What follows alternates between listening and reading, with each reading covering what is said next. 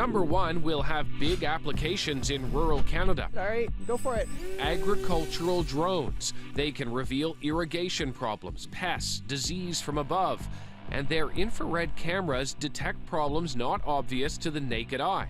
Plus, they're cheap and can be programmed to fly independently. Number 2, ultra-private smartphones. It happened both in Cairo's Tahrir Square and Kiev's Independence Square. Protesters under attack by a president clinging to power all got the same threatening message. Dear subscriber, you are registered as a participant in a mass disturbance. Out of that was born a desire for an ultra-private smartphone, not just to hide from prying dictators, but to avoid modern marketing. Black Phone, for instance, limits what data phone apps can see, blocks companies from seeing the websites you visit and the searches you make. It also encrypts voice, data, text, and video sent from your phone. Number 3 is brain mapping, and much of that work is happening at Montreal's Neurological Institute. A decade in the making, they've helped develop a brain atlas. It allows scientists to examine a brain right down to the cells, the most accurate roadmap for how the mysteries of the brain actually function. Number 4 is a lot like a brain. Computer chips have always worked the same way, shuttling data back and forth from a central processor. Neuromorphic chips are different, and they're modeled on human brains.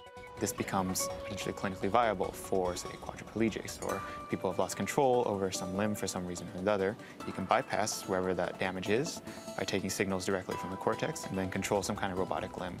Neuromorphic chips will allow artificial intelligence to interact in more human-like ways. It won't need to be programmed to know everything because it can learn.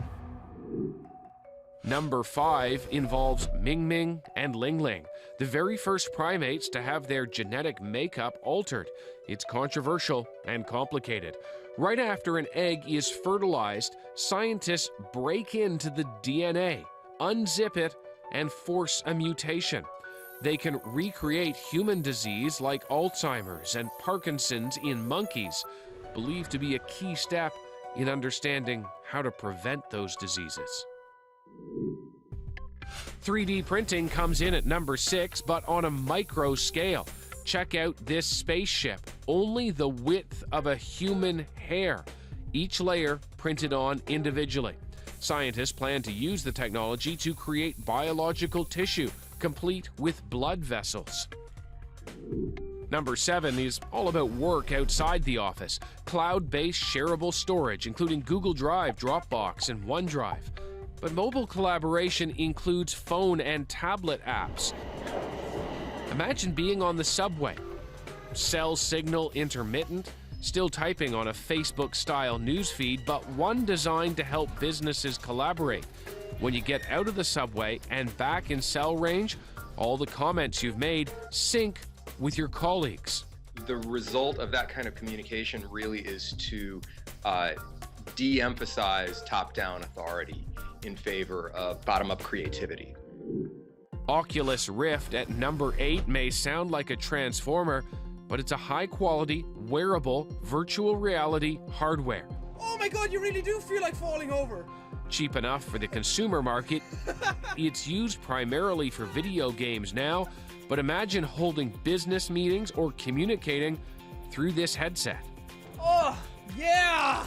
Standing up doing Oculus Rift videos is so much fun. Walking is difficult to replicate. That's why number 9 agile robots are so different. The humanoid atlas is the first to be able to adjust balance. In a world designed for legged creatures and not wheeled machines, robots that can walk, even run, are really a breakthrough. Maybe it's helping the elderly with chores or rescuing people in dangerous situations. And finally, number 10, smart wind and solar could well change just how much alternative energy is used.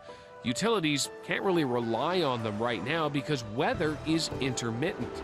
But a network of powerful weather forecasting computers, complete with satellites, can now tell electrical utilities exactly how much sun and wind they can expect and when. That allows them to power down dirtier forms of power generation and rely on sun and wind.